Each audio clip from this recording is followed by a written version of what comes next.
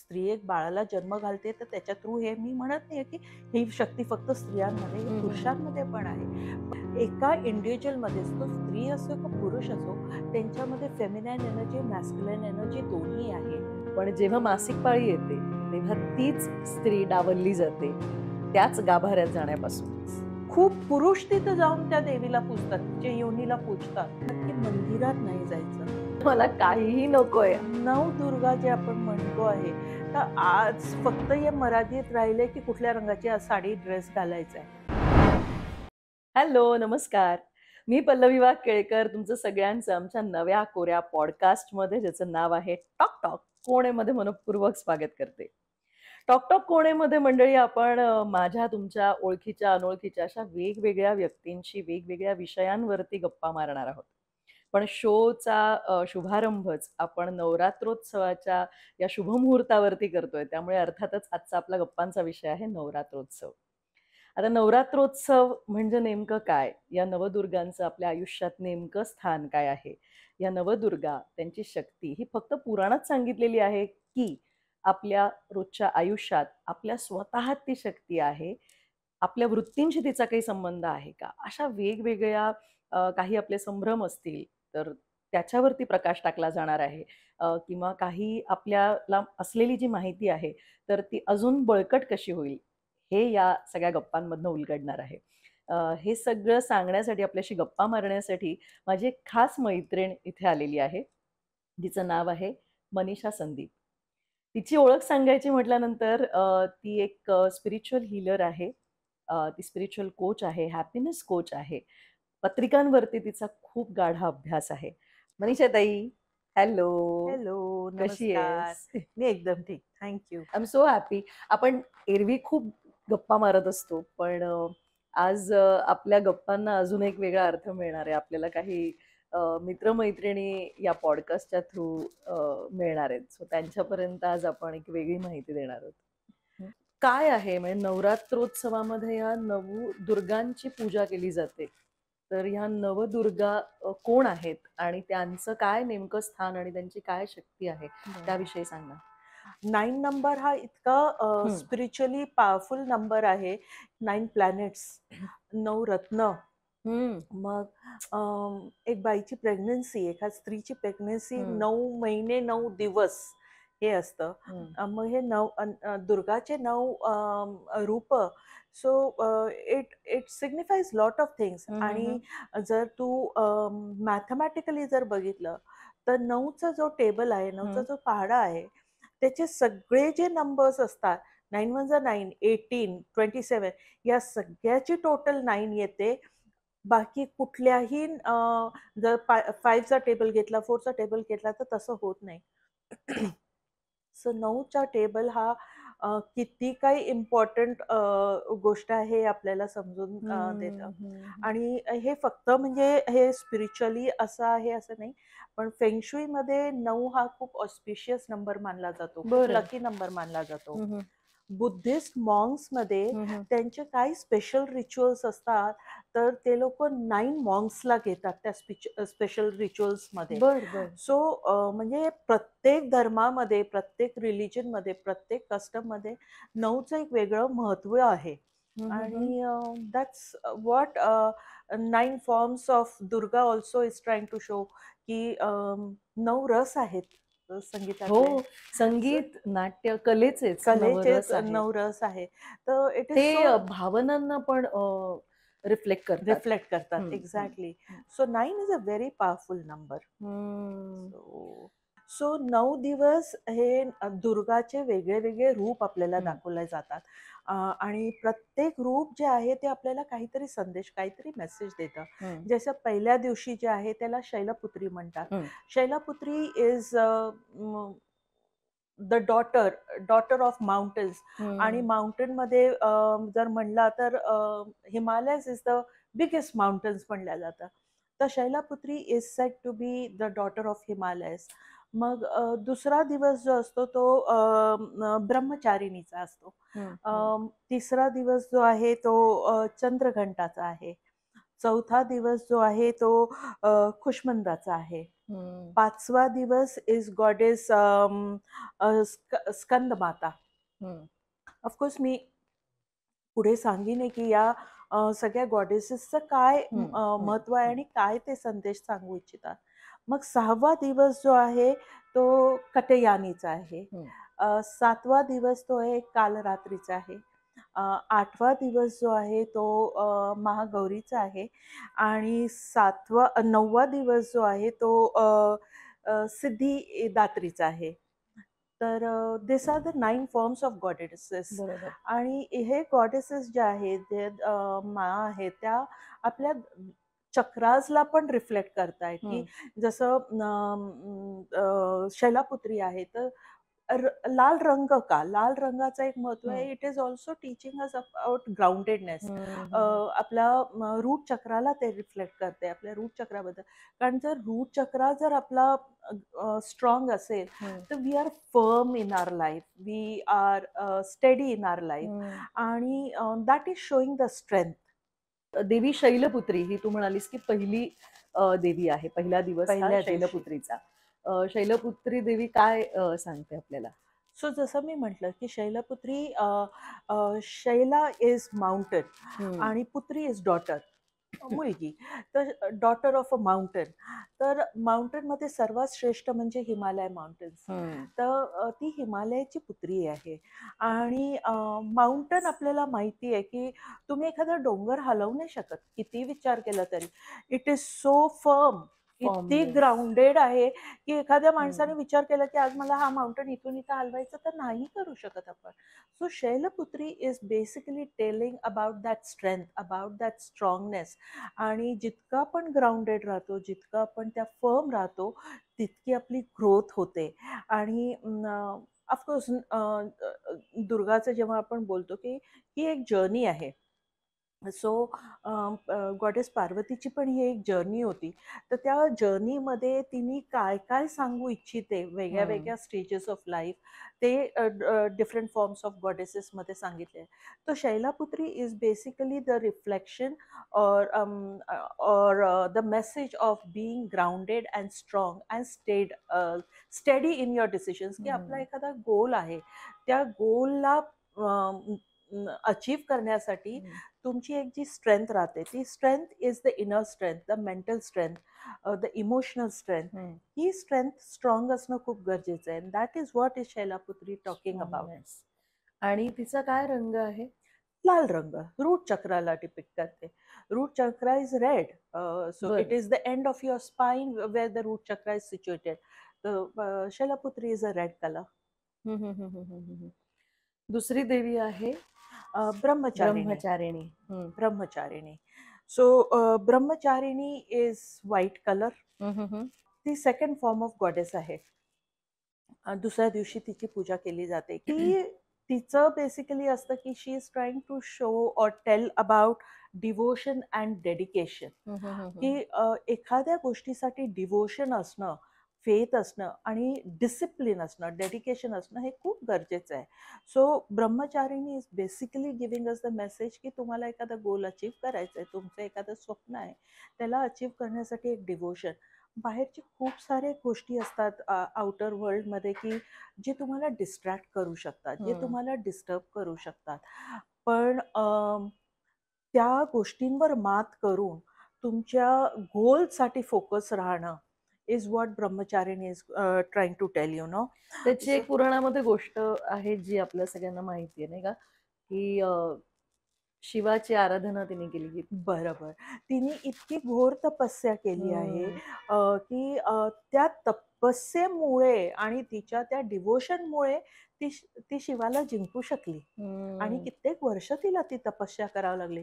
पण शी did not give up. तिच्या आयुष्यात खूप अडथळे आले ते तपश्चर्या करताना आणि तिचे ते गोल साकार करताना. पण तिची जे डिवोशन शिवासाठी होती, तिचे जे विश्वास होता की माझ्या या तपश्चर्याचं फळ मला मिळेल आहे, that is what Brahmacharini is all about. तिचा रंग पांढरा. तिचा रंग पांढरा आहे. कारण दॅट ऑल्सो सेज की ती इतकी काम आणि पीसफुल होती. पांढरा रंग बघितल्यावर आपल्याला एक पीस वाटतं, एक कामनेस वाटतो, यु नो. आणि that is what she is saying की तिच्या त्या साधनेमध्ये इतके अडथळे येऊन सुद्धा she was so peaceful. She maintained her peace, आणि म्हणून she was not distracted or disturbed external तिच्या ज्या काही अडचणी आल्या त्याच्यामध्ये. So that is what Brahmacharini is teaching. आणि मला वाटतं की अडचणी. जेव्हा आपण काहीतरी हे मला अचीव्ह करायचं असं जेव्हा ठरवतो त्यावेळेला अडथळे हे येणारच आहेत. तिथे ती आपली परीक्षा पाहिली जाते. एक्झॅक्टली, ती आपली परीक्षा असते. तिसरं देवीचं रूप आहे तिसरं देवीचं रूप आहे चंद्रघंटा. चंद्रघंटा. चंद्रघंटा. तर चंद्रघंटा का? कारण ती कपाळावर तिची एक चंद्रकोर आहे आणि जी एक घंटाच्या शेप मध्ये आहे. तर दोन शब्द जुळून ते चंद्रघंटा असं झालंय. आणि चंद्रघंटा म्हणजे मून शेपला एक फेजेस असतात.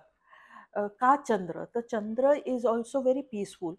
So Chandraghanta is also talking about being calm and peaceful, आणि ऑल्सो इमोशनल बॅलन्स.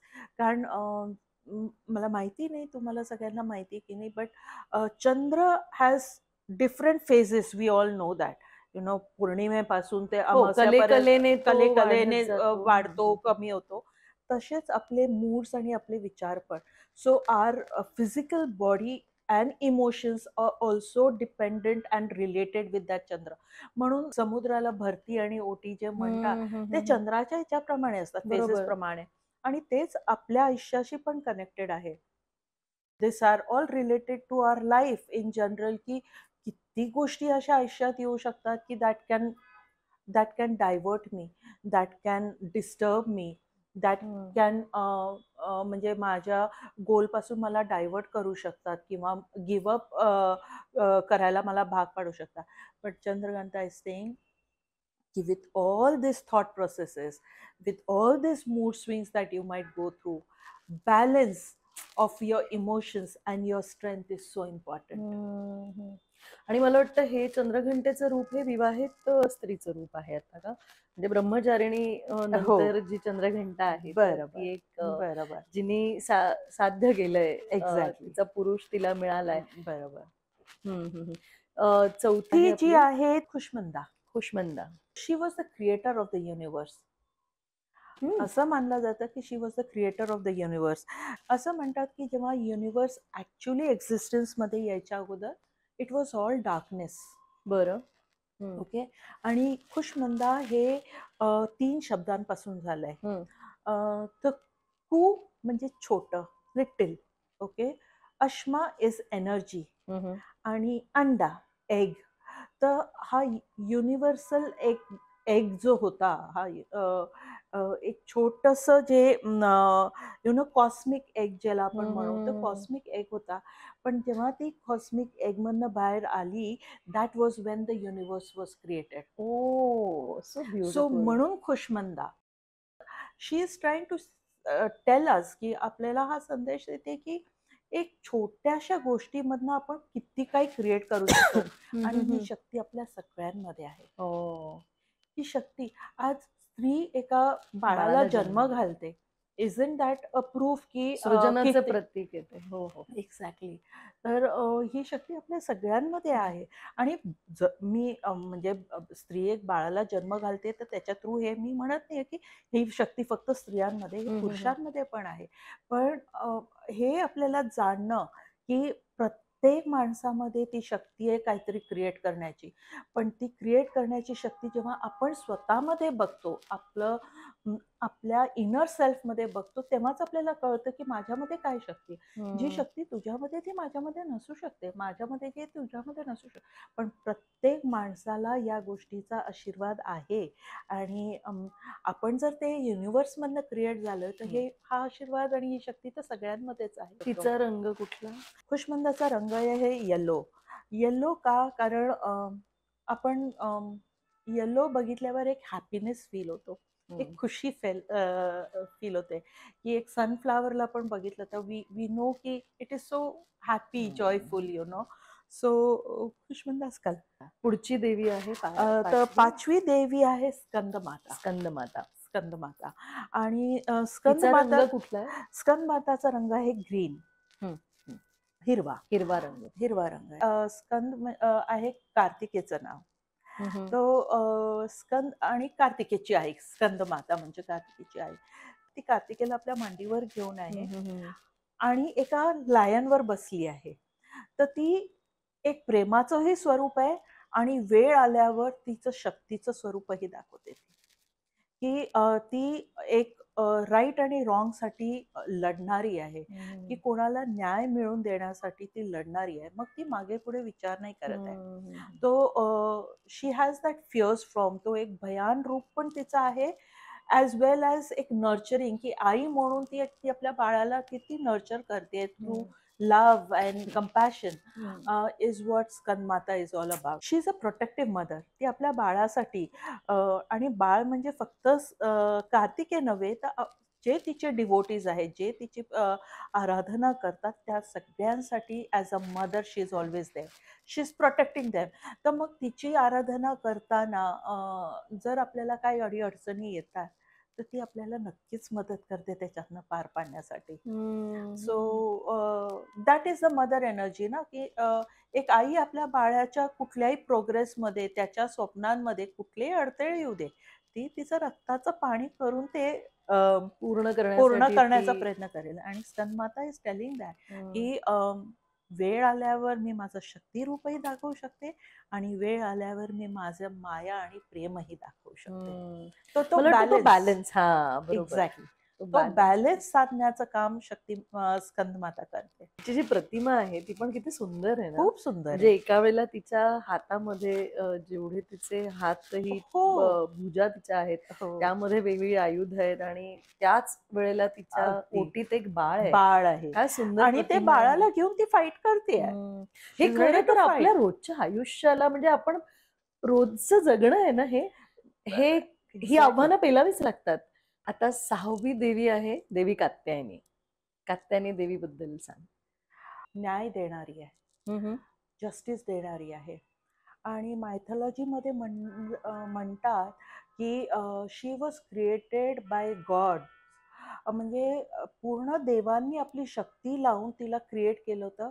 का तर महिषासुराला त्यांना मारायचं होतं, किंग महिषासुराला. आणि कारण दे कुडंट, ते काही करू शकत नव्हते आणि त्यांनी ही देवी क्रिएट केली मुद्दाम, की जी महिषासुराला मारेल आहे म्हणून. आणि तिचा तो एक फिअर्स फॉर्म, जो एक भयंकर फॉर्म दाखवला जातो, तो याच्यासाठीच की तिने यु नो की victory of good over the evil, victory of right over the wrong, हे ती दर्शवते आपल्याला. आणि देवांनी ती क्रिएट केली, त्याच्यामुळे तू विचार कर की तिच्यामध्ये काय एक वेगळी शक्ती असेल, की त्या शक्तीच्या रूपाने तिने त्या महिषासुराचा वध केला आणि जी वाईटाचा नाश करते. वाईटाचा नाश करण्यासाठी. तर जिथं कुठे आपल्याला असं दिसतंय की तिथं चुकीचं घडतं आहे, हे रॉंग आहे, तर या गॉडेसला बोलवून तिची मदत घेणं. म्हणतात की she will help you, she will guide you. ती चुकीचं काही असेल तर त्याचा न्याय मिळवून देणार तुम्हाला, त्याचा नाश करणार. आणि ते तिने प्रूफ केलं महिषासुराला मारून, है ना. So this is such a powerful thing की देवी कात्यायनीचा रंग कुठला आहे? ऑरेंज. ऑरेंज याच्यासाठी पण म्हटलं जातं कारण ऑरेंज हा सूर्याला पण रंग आहे, रिफ्लेक्ट करतो. आणि that shows the power and the strength. तर आणि कट्यानी म्हणजे हा आपला सोलर प्लेक्सिसचा पण चक्राचा रंग म्हटला जातो. तर तो एक क्रिएटिव्हिटीचा पण रंग आहे. तर देवांनी हिला क्रिएट केली आणि महिषासुराचा वध केला. तर हे आहे की it is symbolizing the strength and the power that this goddess has. की and orange is a vibrant colour. It's a vibrant colour. आणि त्याचं तेज आपण बघू नाही शकत. एक्झॅक्टली. जसं आपण आता बोललो थोड्या वेळपूर्वी की सूर्याकडे आपण बघू नाही शकत, चंद्राकडे आपण बघू शकतो, पण कारण त्याचं तेजच एवढं आहे. तर हम्म. खत्यानी इज अबाउट दॅट, की तिचं एवढं तेज आहे की त्या तेजाने ती करू शकते नाश या गोष्टींचं, जे सही नाहीये, जे गलत आहे. हम्म. सातवी देवी आहे देवी कालरात्री. तिच्या नावातच खरं तर खूप काही गूढ असं आहे. तर काय सांगते देवी कालरात्री? काल रात्री म्हणजे द डार्क नाईट. हम्म. सो काल रात्रीचा रंग ग्रे आहे.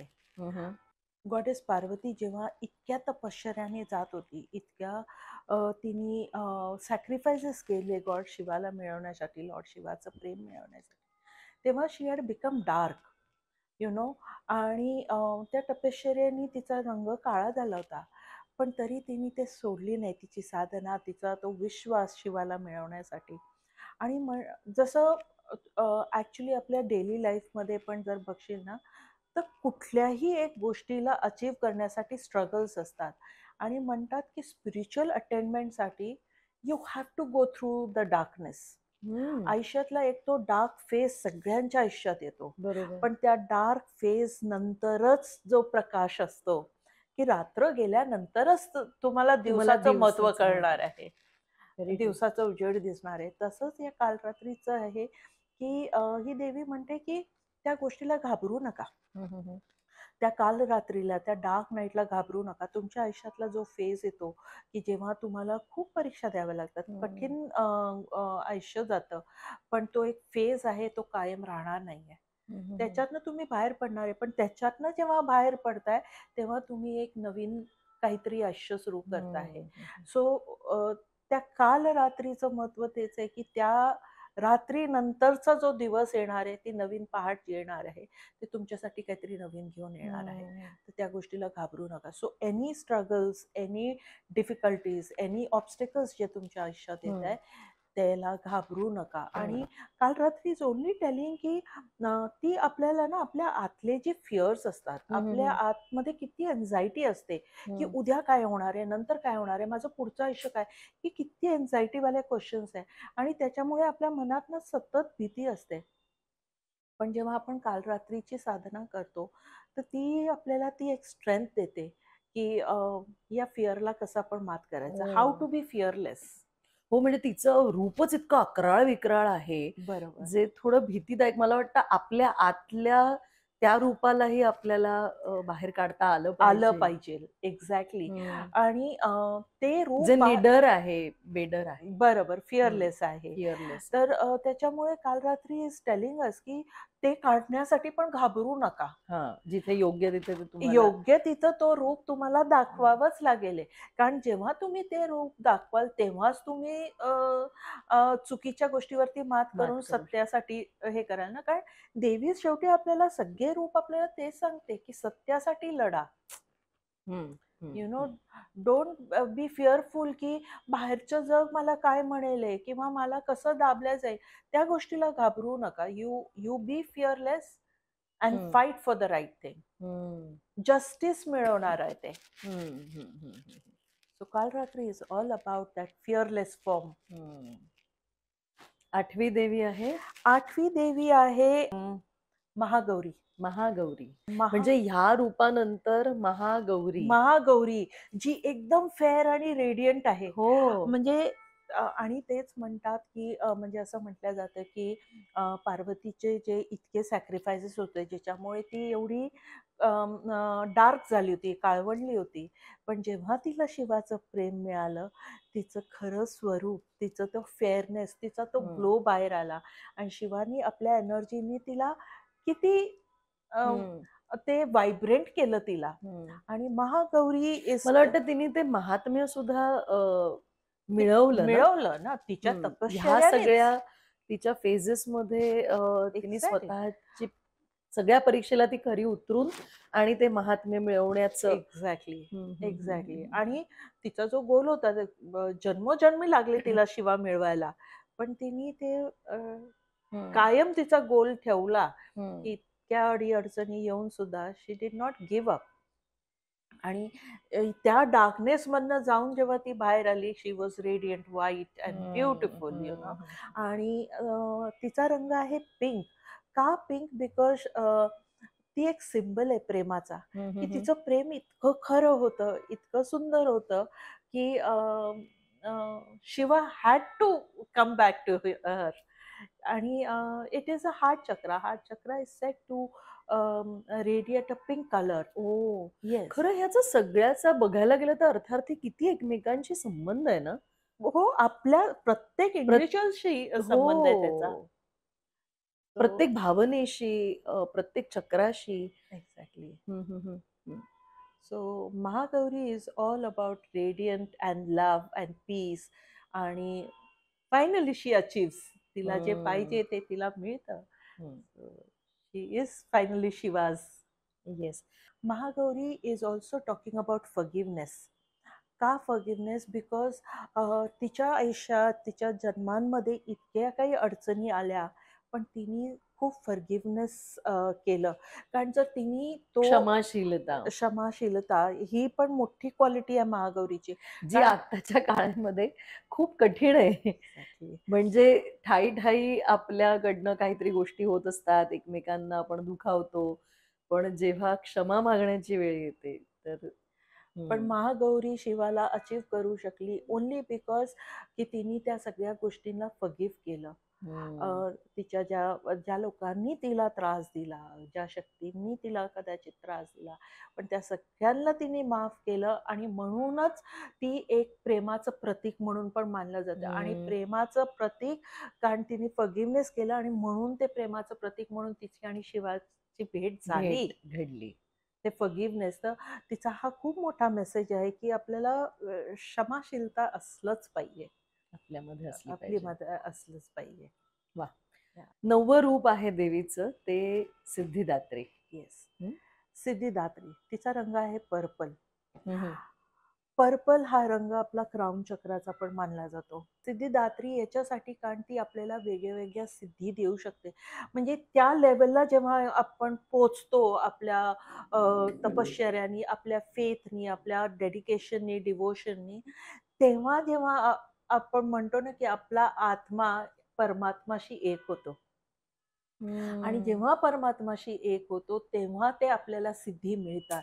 ती ती त्या पॉवर्स आपल्याला देते. आणि त्याच्यासाठी ही साधना खूप गरजेची आहे.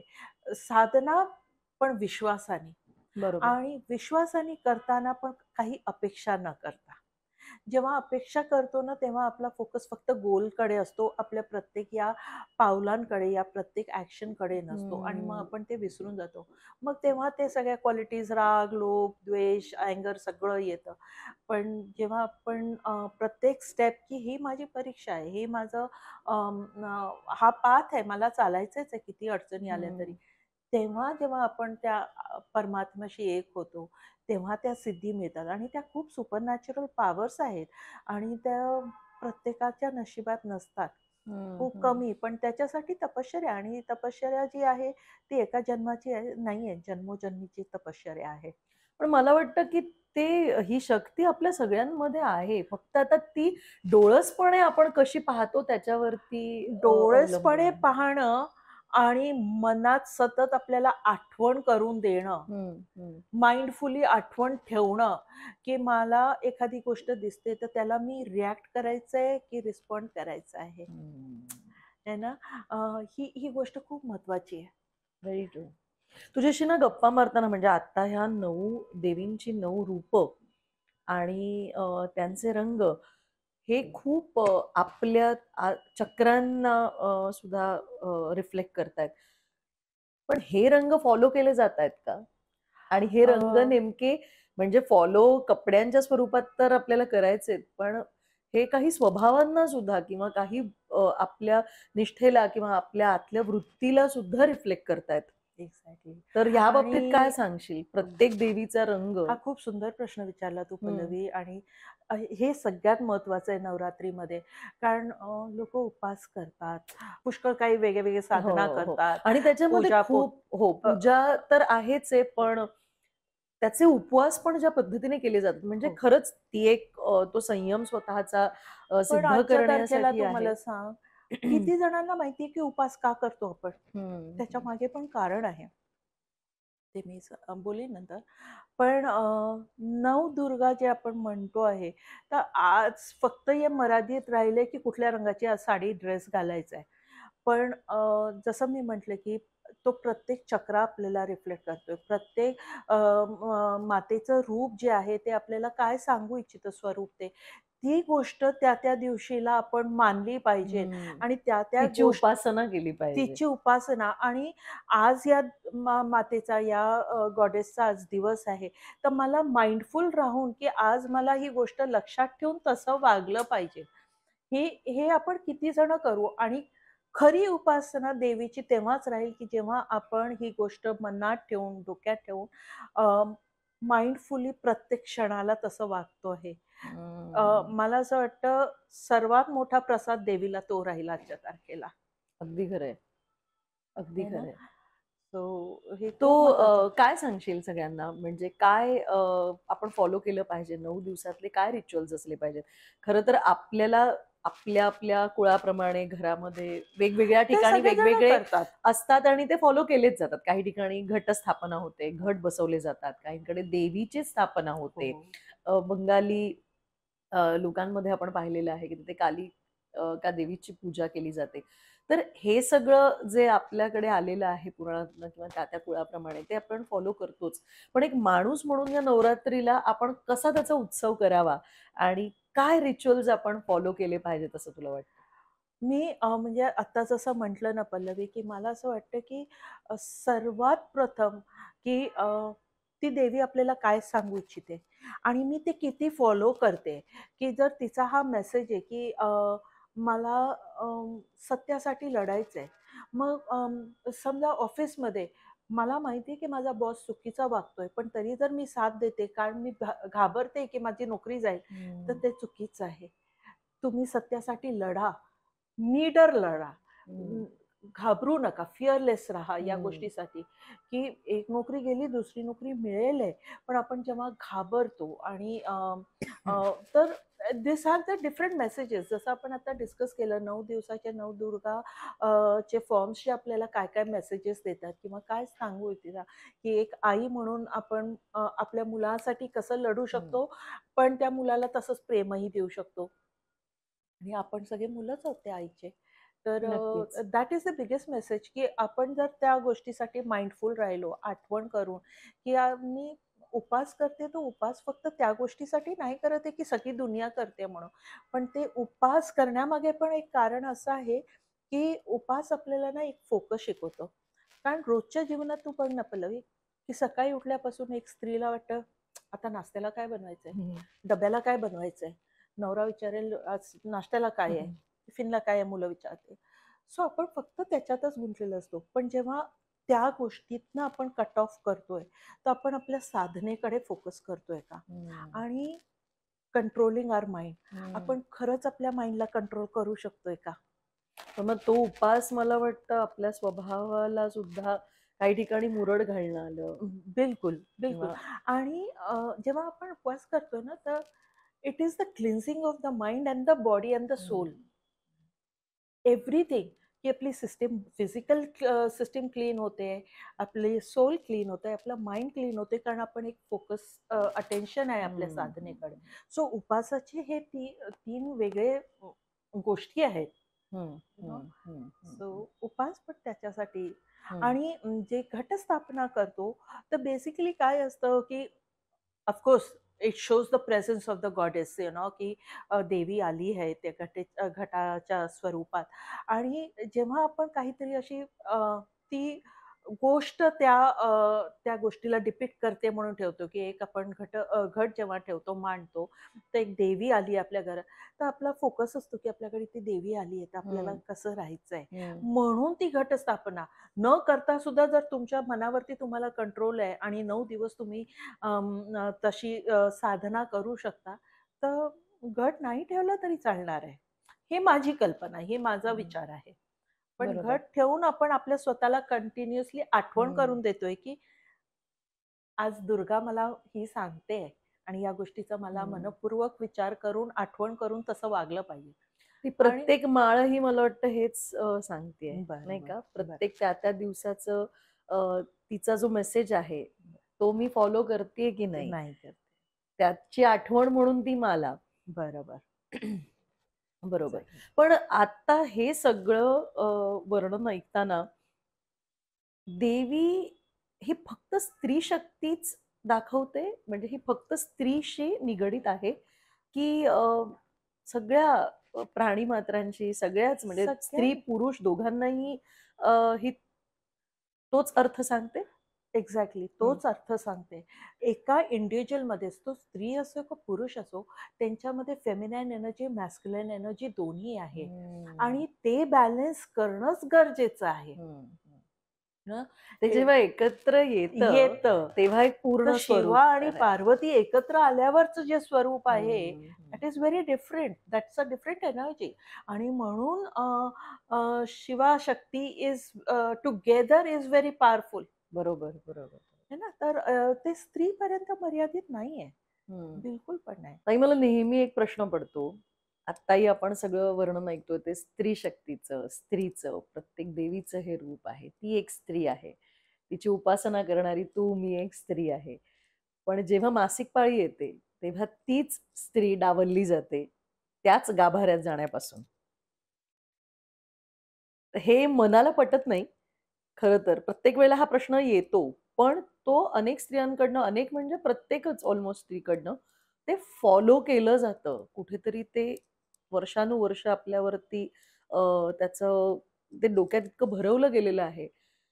तर तो तिढा काय आहे? आणि खरंच मंदिरात जर त्या स्त्रीनी प्रवेश केला, तर काय म्हणजे पाप लागतं? काय म्हणजे?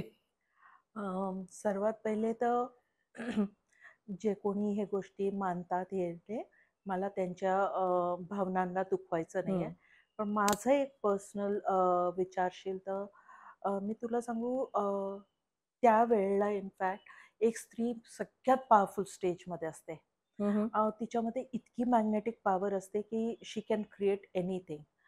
आणि या सगळ्या गोष्टी ज्या आल्या आहेत त्या त्या भीतीपोटी आपण करतोय माहिती, की मी जर त्यावेळेला देवाला हात लावला किंवा पूजा केली तर मला हं, पाप लागेल. कारण ते आपल्या डोक्यात घातल्या गेलंय पिढोनपिढी. हं, कोणी हं, आणि हं. कसं ते कोणाला माहिती नाहीये. पण हे सगळं फक्त भीती आणि गॉडेस दुर्गा आपल्याला तेच सांगते ना, की तुम्ही हं, भीतीपोटी काहीच करू नका. हं. की आज ती दुर्गा ती पण एक स्त्री आहे. आणि ती एक स्त्री आहे आणि so she is going through this cycles. का कामाख्याला लोकं जाऊन एवढे पूजतात? तुला सांगते, खूप पुरुष तिथं जाऊन त्या देवीला पूजतात, तिच्या योनीला पूजतात. हं. तर ही केवढी मोठी गोष्ट आहे, की वर्षातनं 3 दिवस जेव्हा ते कुंड लाल होतं, हं. तर लोकं एक नवीन कपडा घेऊन जातात ते कुंडात घेऊन यायला बुडवून आणायला आणि आपल्या मंदिरात ठेवायला. म्हणजे त्या देवीच्या त्या फेजमध्ये, त्या मंथली सायकलमध्ये किती पॉवर आहे आणि हं. तेच पॉवर आपल्या सगळ्यांमध्ये आहे.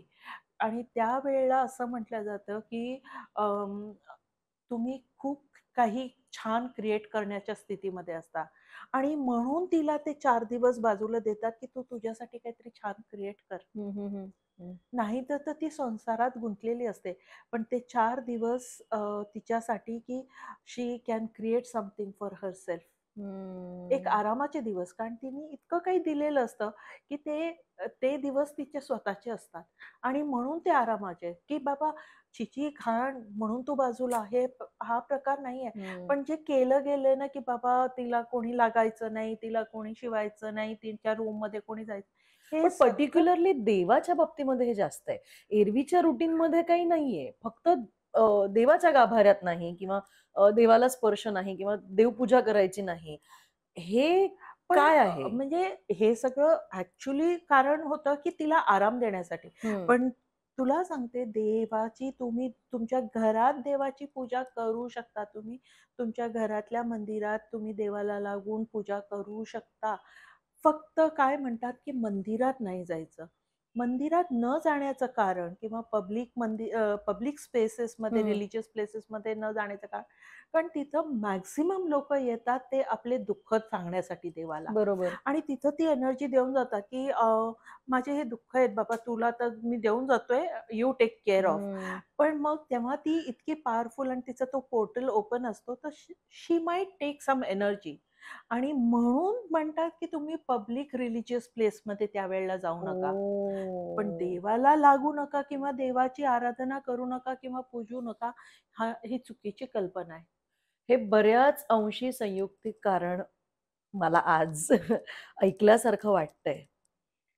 नाही हे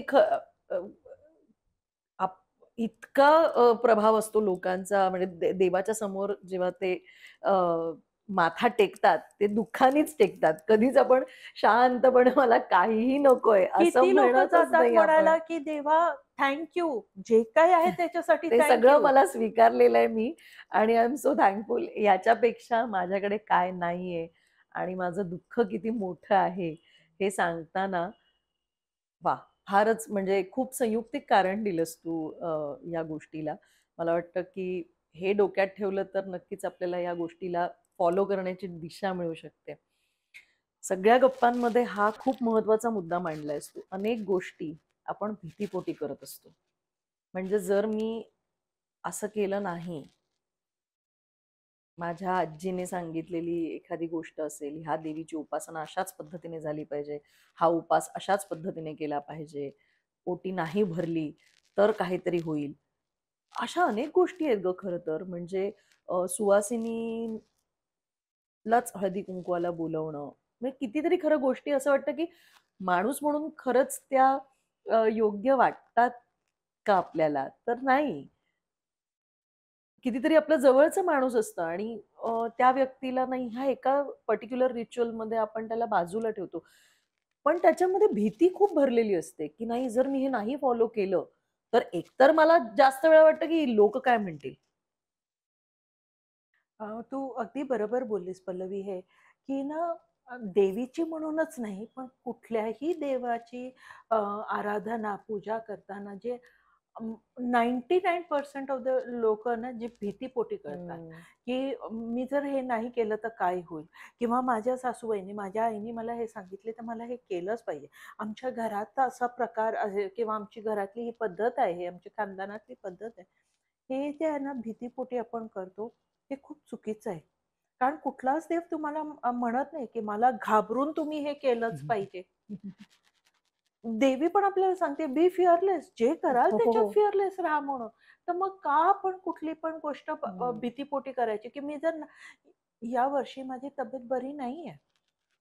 मला उपवास नाही झेपणार आहे. पण एक भीतीपोटी, की नाही मी उपवास नाही केला तर देवी माझ्यावर रागवेल आहे. ही चुकीची कल्पना आहे. हं. कुठलाच देव, देवी आपल्याला सांगत नाही, की मला घाबरून तुम्ही हे केलं पाहिजे. आपण कुठे घाबरलं पाहिजे? जिथं आपण चुकीचं करतोय. Correct, correct, correct. चुकीचा विचार करतोय. हं. कोणाला तरी त्याच्यामधनं त्रास होणार आहे, हार्म दुखावतोय. होणार आहे, दुखावणार आहोत, ती चुकीचं आहे. त्या गोष्टीला आपल्याला घाबरायला पाहिजे. जेणेकरून की बाबा मी उपास नाही केला तर माझ्याबद्दल वाईट होईल, नाही. उपास न करता पण तू लोकांची जर सेवा केली, तू लोकांना मदत केलं, तर तो देव-देवी तुमच्यावर प्रसन्नच राहणार आहे, नक्कीच. तुम्हाला आशीर्वादच देणार आहे. सो कुठलीही गोष्ट करताना भीतीपोटी न करावी, ही अगदी मनापासून प्रार्थना आहे. किती डोळस विचार दिलायस. म्हणजे भक्ती करूया, पण ती समजून-उमजून करूया. त्याचा अर्थ नेमका काय आहे, तो समजूयात आणि मग ती भक्ती आपली अर्पण करूयात.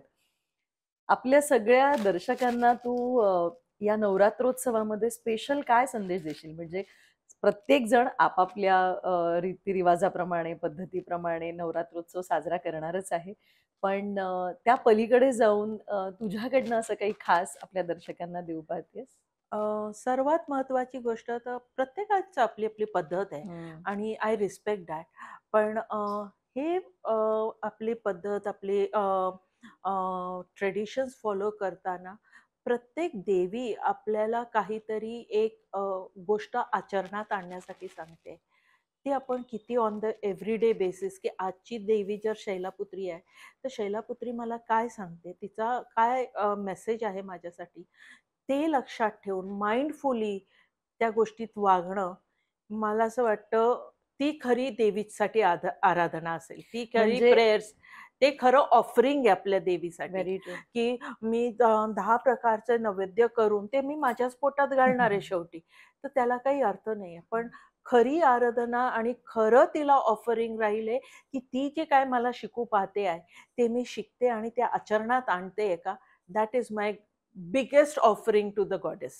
आहार विहारासोबतच आचरण अगदी. आपण जर ती जे सांगू पाहते ते फॉलो केलं तर ती खरी उपासना या ती 9 खरी दिवसामध्ये. आणि उपासना. मला वाटतं की प्रत्येक देवीचं तू जे स्थान, तू ते तिचं जे जे महात्म्य सांगितलेलं आहेस, ते खरंच काही क्षण का होईना जर फील जरी करण्याचा प्रयत्न केला तरी सुद्धा एक वेगळी चेतना आणि ऊर्जा मिळतीये. तर एक शक्ती वाटते ना आत. नक्कीच, नक्कीच, नक्कीच, नक्कीच, नक्कीच. तर ती जर कुठे ना कुठेतरी आचरणात आणण्याचा प्रयत्न केला तर मला वाटतं की अनेक गोष्टींची उत्तरं आपल्याला आपली आपलीच शोधता येणार आहेत आणि ती सुटत पण जाणार आहेत. आणि खऱ्या रूपाने आपल्या आतली शक्ती आपल्याला कळेल आहे. वाह! है ना? वाह! मस्त. आणि तू अजून काहीतरी आपल्या हो. प्रेक्षकांना तुझ्याकडचं तर एक खास काहीतरी भेट देणार आहेस 9 बरोबर. दिवसांची? तर जेव्हा आपलं ठरलं हे पॉडकास्ट करायचं, तर मी रोज माझ्या मेडिटेशनमध्ये विचारत राहिली, की मी काय असं वेगळं या दर्शकांना माझ्या देऊ शकते आणि या चॅनलच्या थ्रू त्यांना मेसेज देऊ शकते आणि काय करू शकते. तर मी कित्येक वर्ष मी काही सिम्बल्स असे चॅनल करते. तर इनफॅक्ट आजच सकाळी मला एक सिम्बल आलं आहे. मी ही देवीचीच कृपा म्हणेन आहे. तर दिस इज द सिम्बल. आणि हा सिम्बल, हा सर्कल रिप्रेझेंट्स द कम्प्लिशन. बरं. बरं, जसं आपण म्हटलं की 9 नंबर इज अ कम्प्लिशन आणि हं. New beginning. करेक्ट. तर this is a completion. Hmm, hmm. And this triangle is representing our connection with the divine force. की ओहो! आत्म्याचं परमात्मा बरोबर जे मिलन म्हणतोय ते. हं. आणि ॲट द सेम टाइम हा खालचा डॉट इज रिप्रेझेंटिंग की मी जरी किती वर पोचली, मी जरी त्या परमात्माला भेटली आणि एकरूप झाली, तरी बीइंग ग्राउंडेड, क्या की बात है! कितीही त्या लेव्हलला पोचली आणि even if I am one with that परमात्मा, आय स्टील रिमेन ग्राउंडेड. तर मी रिक्वेस्ट करीन की जे कोणी अ, हे पॉडकास्ट बघत आहे, त्यांनी हा सिम्बल एका व्हाईट पेपरवर ब्ल्यू पेननी किंवा रेड पेननी काढावा आणि तुमच्या साधनेच्या ठिकाणी ठेवावा. म्हणजे आधी सर्कल काढायचा आहे आणि मग त्यामध्ये आपल्याला ट्रायंगल ड्रॉ करायचा आहे आणि वरती एक बिंदू आणि बरोबर खाली एक बिंदू. या पद्धतीने हा आणि सिम्बॉल. Triangle pointing upwards. आणि हा सिम्बॉल कुठे ठेवायला हवा? जर तुम्ही घट मांडता आहे, ज्यांच्या घरी घट मांडतात, तर घटाच्या तिथं ठेवू शकता किंवा तुम्ही देवघरात ठेवू शकता. तुम्हाला जिथं जिथं तुम्ही हं. काही साधना करत असाल, मेडिटेशन करत असाल, तिथं ठेवा. पण कुठेही हा ठेवा. फक्त 9 फक्त दिवसांसाठी? 9 दिवस ठेवायचं हं. आहे आणि 9व्या दिवशी you might just want to keep it somewhere else in the book किंवा तुमच्या हं, लॉकरमध्ये हं, किंवा कुठेही, किंवा हं. तुम्ही काही लिहत असाल, वाचत असाल किंवा तुमची ऑफिसची बॅग आहे, जिथं आहे तिथं अच्छा, म्हणजे ठेवा. तो आपल्या जवळ ठेवायचा आहे. तुमच्या जवळ म्हणजे ठेवा. त्याचं कारण देवीचं विसर्जन केलं जातं, घटाचं विसर्जन केलं जातं. सो विसर्जित नाही करायचा आहे. तो विसर्जित नाही आपल्या करा. बरोबरच ती पॉवर जपून जपून. ठेवायची आहे. खरंच या सिम्बॉलमध्ये खूप ताकद आहे असं मला वाटतंय. म्हणजे पाहिल्यानंतरच आणि तू त्याचा अर्थ उलगडून सांगितल्यानंतर ती जास्त प्रकर्षाने माझ्यापर्यंत पोहोचली आणि आय एम डॅम शुअर की आपल्या दर्शकांपर्यंतही ती पोहोचली असेल आणि त्यांना पण या 9 दिवसामध्ये खूप छान काही गोष्टी त्यांच्यापर्यंत पोहोचतील आणि त्यांना या 9 दिवसांकडे पाहण्याचा एक वेगळा दृष्टिकोनही निश्चितपणे मिळेल. थँक सो मच मनीषाताई. खूप मजा आली तुझ्याशी गप्पा मारताना. मलाही. एक वेगळी एनर्जी मला आता जाणवतीये. थँक सो मच मनापासून. मंडळी, मला खात्री आहे की तुम्हाला हा पॉडकास्ट नक्की आवडला असेल. 9 आकडा, येणारी ही नवरात्र आपल्या सगळ्यांसाठी खूप काहीतरी घेऊन येतेय. फक्त आपल्याला तिच्याकडे डोळसपणे पाहिलं पाहिजे. आपली भक्ती तितक्याच डोळसपणे त्या देवीपर्यंत पोहोचवली पाहिजे. त्या गप्पा कशा वाटल्या आणि त्यात तुम्हाला काही सुचवावंसं वाटलं तर नक्कीच आमच्या चॅनलला पण आधी तुम्हाला सबस्क्राईब करायला लागेल आणि लाईक शेअर करा हा पॉडकास्ट, जेणेकरून जास्तीत जास्त लोकांपर्यंत हे संकल्प पोहोचू शकतील. आम्ही वाट पाहतो तुमच्या प्रतिक्रियेची आणि आपण भेटूयात पुन्हा एका नव्या व्यक्तीसोबत पुढच्या एपिसोडमध्ये. थँक्यू.